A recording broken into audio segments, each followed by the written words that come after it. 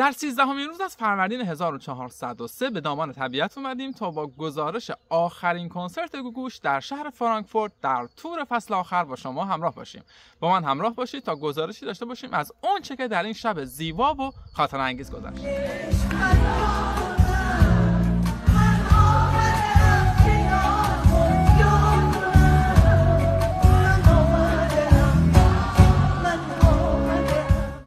قصد داریم در مورد کنسرت فرانکفورت صحبت کنیم و اون چیزی که در این شب خاطره انگیز گذشت. انتخاب آهنگ هایی که در این برنامه انتخاب کردم براتون صرفاً بر اساس اجراهایی بود که با کیفیت از این کنسرت به دست ما رسیده.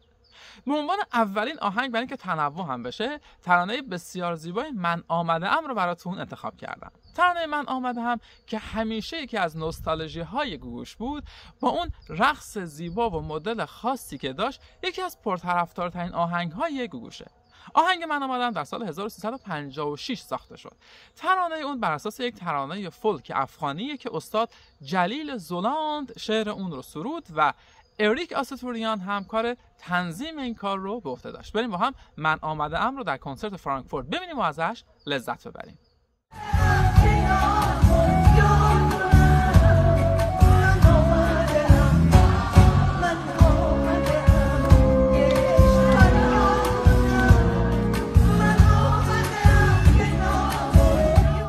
قبل از اینکه این برنامه رو ادامه بدیم، یک نکته خیلی زیبا و هیجان انگیز و البته خاص در این کنسرت اتفاق افتاد.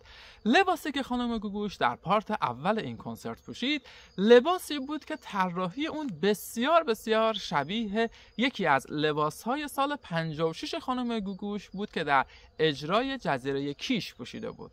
این شباهت حتما اتفاقی نبود و یک انتخاب هوشمندانه پشتش بود. ضمن اینکه انتخاب مدل موی گوگوشی و این لباس خاصی که در سال 56 هم پوشیده بود، حتما میتونه یکی از سرنخ‌ها و یکی از جذابیت‌های تور خداحافظی باشه. بریم با هم لباس سال 56 و لباس سال 43 رو ببینیم.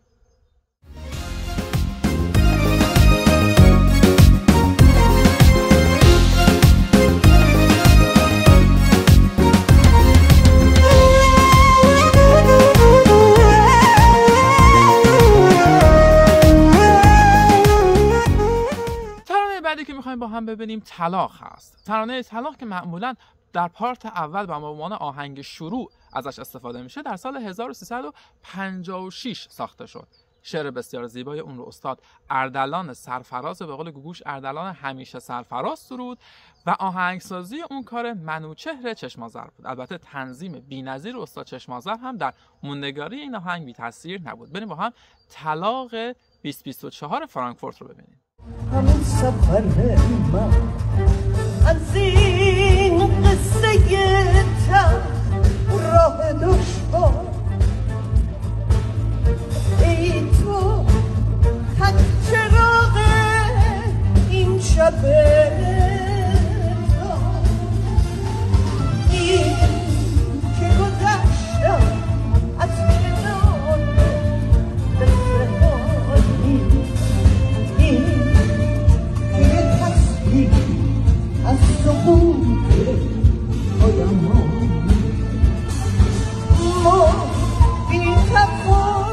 صحبت از اردلان همیشه سرفراز شد. خانم گوگوش یک رویه بسیار مثبتی رو در پیش گرفت و اون هم این که در کنسرت‌های تور فصل آخر در هر کدوم از ایستگاه‌هاش از یکی از شخصیت‌های تاثیرگذار در کارنامه هنریش دعوت میکنه و از اونها قدردانی میکنه. در ایستگاه فرانکفورت نوبت به استاد اردلان همیشه سرفراز رسید. استاد اردلان سرفراز در 24 تیر 1329 در شهرستان داراب استان فارس چشم جهان گشود. از ترانه‌سرایان نامآور و پیشروی بود که کارهای بسیار زیاد و معروفی رو برای خواننده‌های بسیار بزرگی در دهه 40 و 50 سرود، از جمله گوگوش، داریوش، ابی و کلی از خواننده‌های دیگه. از جمله کارهای معروف اردلان سرفراز برای گوگوش غریب آشنا، کویر، کوه، تقدیر، طلاق، همصدای خوبم، همسفر و بقیه کارها بود. یک استرس بسیار شدیدی به من دست داد، چون همین الان که داشتم باشه چند تا سگ از کنار من رد شدن. دوربین این سگ‌ها رو دیدم و به تته پته افتادم. این قسمت رو تکرار نمی‌کنم، بذاریم همینجوری لایو بمونه. ولی یه لحظه از توی دوربین سگ‌ها رو دیدم، چون آمادگیشو نداشتم دچار استرس شدم. با ادامه برنامه آن همراه باشید و حضور استاد اردلان سرفراز رو ببینیم در برنامه فرانکفورت. میخوام اینقدر از ترانه ها بخونم که خستگی که بدونی چقدر دوست دارم.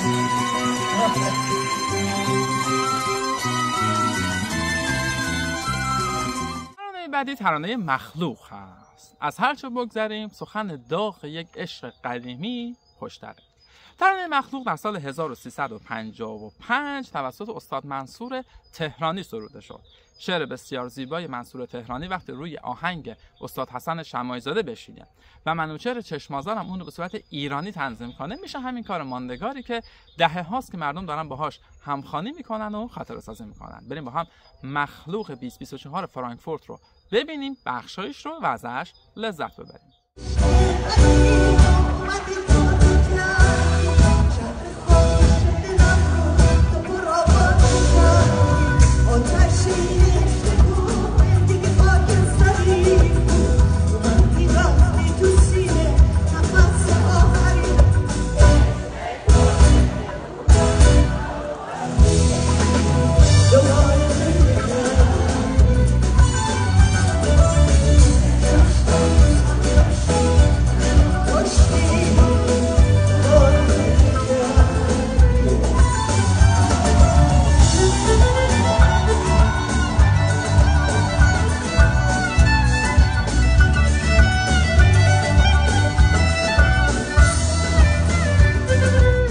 باور بکنیم یا نکنیم تور فصل آخر خانم گوش هم به ایستگاه‌های میانی خودش رسیده.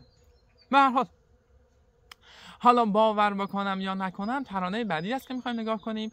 در سال 1351 توسط استاد ذبیح بداغی ترانه اون سروده شده و پرویز مقصدی هم کار آهنگسازی و تنظیم اون رو به عهده داشت. بریم با هم این ترانه رو هم ببینیم.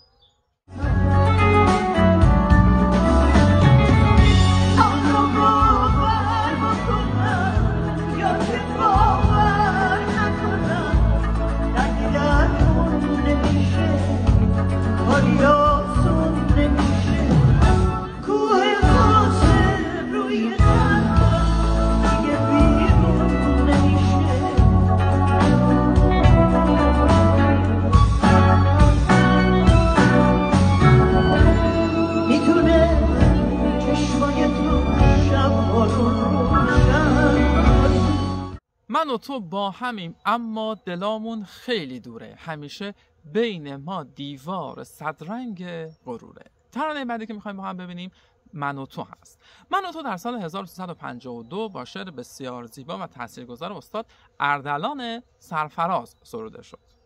آهنگسازی اون رو استاد حسن شماعی‌زاده انجام داد و تنظیم بی‌نظیر اون همکار مرحوم واروژانه. بریم با هم این ترانه و این اجرا رو هم ببینیم.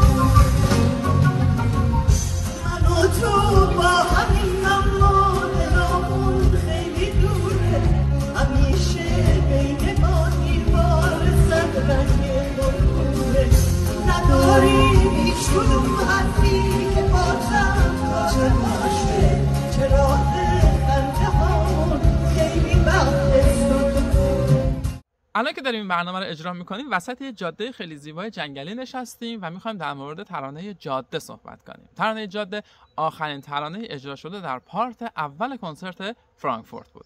ترانه جاده که همیشه یکی از بی‌نظیرهای گوگوش بود و خوشبختانه در تور فصل آخر در پلیلیست قرار گرفت، از اون دست ترانه‌هایی که تاریخ از اون همیشه به نیکی خواهد یاد کرد.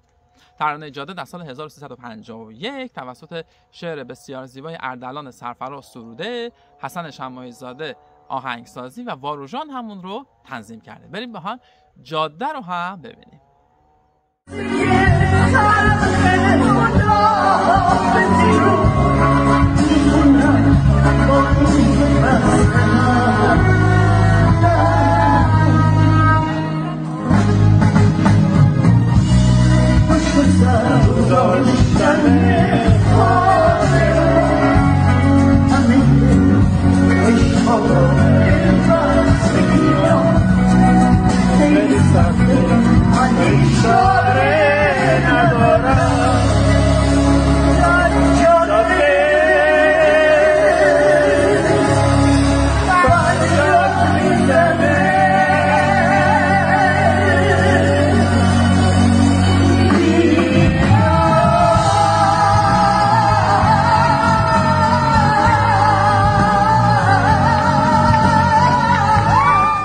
من کویرم ای خدا با حسرت یه قطره آب، یه عمره که دریا رو از دور میبینم تو سراب. بهار برام یه اسم کهنه تو کتاب، حرف من با آسمون چرا میمونه بی جواب. ترانه بعدی ترانه تاثیرگذار و حماسی کویره. از اون از ترانه هایی که همیشه جز ماندگارهای موسیقی ایرانی خواهد بود و تا دهه‌ها همچنان باید بازخوانی بشه و نسخه ها ازش ساخته بشه، اما البته هیچ وقت مثل نسخه اصلی گوگوش نمیشه.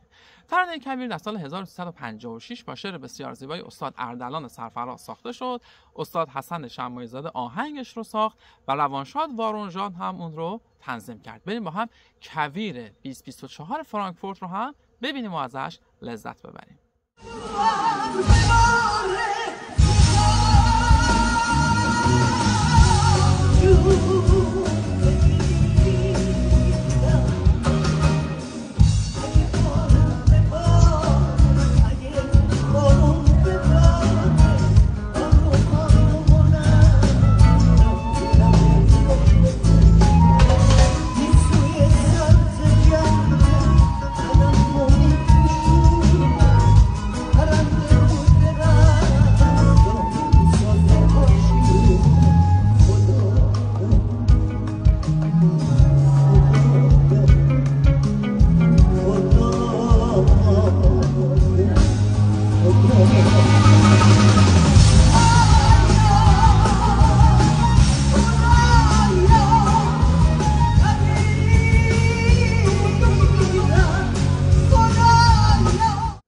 کوه بلندی که سر تا پا غروره، کشیده سر به خورشید غریب و بی عبوره.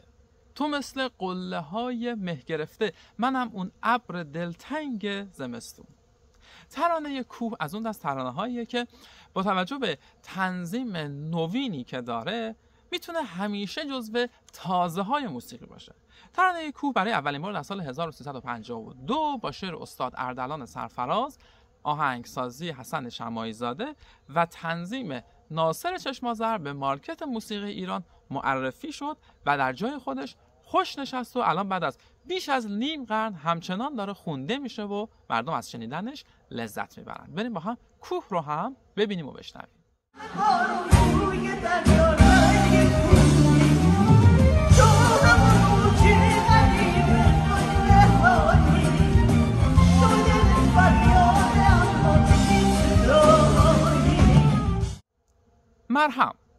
مرهم جزو آخرین ترانه هایی بود که گوگوش در ایران خوند. سال 1356 در فیلم در امتداد شب برای اولین بار ترانه مرهم شنیده شد و به مارکت موسیقی ایران معرفی شد. فیلم در امتداد شب از اون دست فیلم های نوینی بود که با توجه به سبک خاص فیلمسازیش جای بسیار والایی رو در صنعت سینما تونست برای خودش باز کنه. که در سال 56 معرفی شد، شعر اون رو استاد اردلان سرفراز گفته و فرید زولان هم آهنگسازی این کار رو به عهده داشت. تنظیم این کار هم کار اریک بوده و چقدر خوش نشست به این فیلم.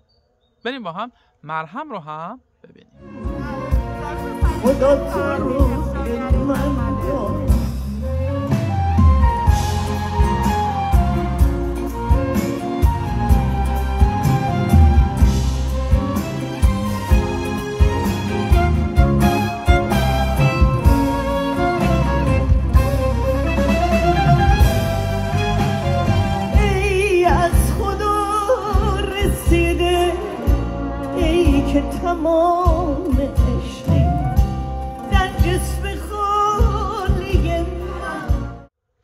نوبتی هم که باشه، نوبت میرسه به یکی از ترانه‌های مورد علاقه من. در آخرین بخش از این برنامه می‌خوایم ترانه پرسش رو با هم ببینیم. ترانه پرسش با توجه به ترانه بسیار نو و زیبایی که داره میتونه همیشه یکی از علاقه‌مندی‌های من باشه، برای اینکه در روز بارها اون رو بشنوم بدون که ازش خسته بشم. حتما شما هم همین حس و نسبت به این ترانه دارید. ترانه پرسش برای اولین بار در سال 1356 با شعر بسیار زیبای استاد اردلان سرفراز معرفی شد. آهنگسازی اون کار استاد فرید زولانده و آندرانیک آستوریان تنظیم بی‌نظیر رو روش انجام داده که الان بعد از حدود 50 سال همچنان با همون تنظیم اجرا میشه و به گوش‌ها میشینه و البته خوش میشینه. بریم با هم پرسش رو ببینیم و ازش لذت ببریم.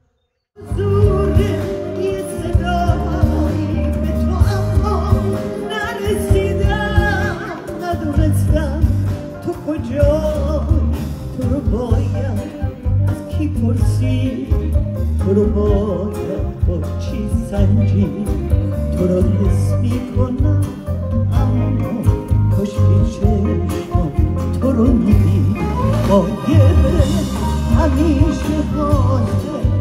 از اینکه در این روز بسیار زیبا و فرهنگیز با گزارش آخرین کنسرت گوگوش در شهر فرانکفورت با من همراه بودید، بسیار از شما سپاسگزارم. با ترانه‌خوانه بهامین همراه باشید تا در برنامه‌های بعدی گزارش‌های مفصل‌تری رو از سایر کنسرت‌های گوگوش ببینیم و ازش لذت ببریم.